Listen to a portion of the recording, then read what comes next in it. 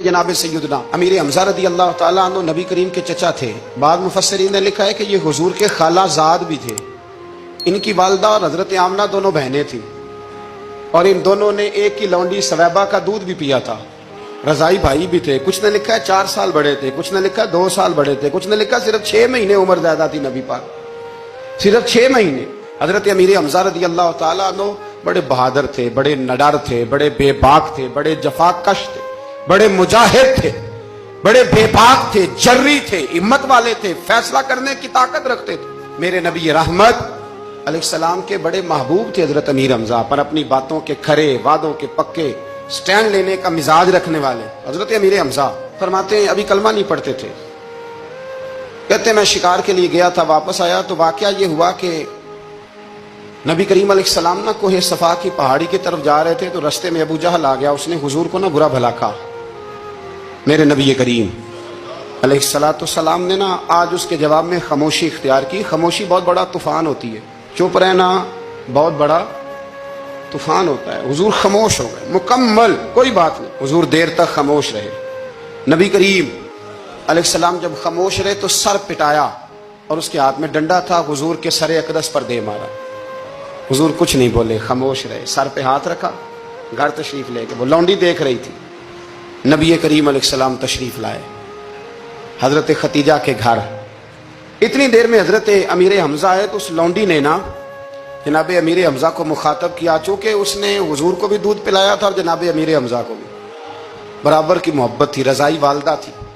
حضرت امیر حمزہ کو دیکھ کے کہنے لگی امیر حمزہ کہاں سے آ رہے ہو؟ کہا شکار کھیل کے آ رہا ہوں۔ فرمایا کیا فائدہ تیری بہادری کا، کیا مطلب ہے تیرے اس سارے کارنامے کا، کہا ہوا کیا؟ وہ لونڈی کہنے لگی کہ آج میرے سامنے ابو جہل نے ڈنڈوں سے اتنا مارا ہے کہ حضور کے سر اقدس سے خون نکل آیا ہے، خون نکل آیا ہے۔ مجھے پتا ہے ابو جہل یہ ظلم اس لیے کرتا ہے کہ محمد ابن عبداللہ کے والد موجود نہیں۔ آج اگر ان کے والد ہوتے، دادا عبد المطلب ہوتے تو پھر میں دیکھتی تھی کون ان کے قریب آتا۔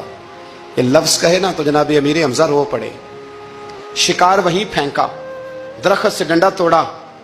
ابو جہل بیٹھا تھا حرم مکہ میں، کفار کے درمیان ٹولیاں بنا کے وہاں گئے اور زور سے ڈنڈا اس کے سر پہ مارا، اور ڈنڈا مار کے کہنے لگے تجھے شرم نہیں آتی؟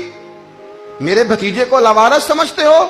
جرت ہے تو ذرا آنکھ اٹھا کے ایک دفعہ دیکھو، میں تمہاری آنکھ نہ نکال دوں تو کرو ہمت، اگر طاقت ہے بولو۔ اللہ اکبر۔ جب یہ لفظ کہے، جب یہ بات کری تو ابو جہل کانپنے لگا۔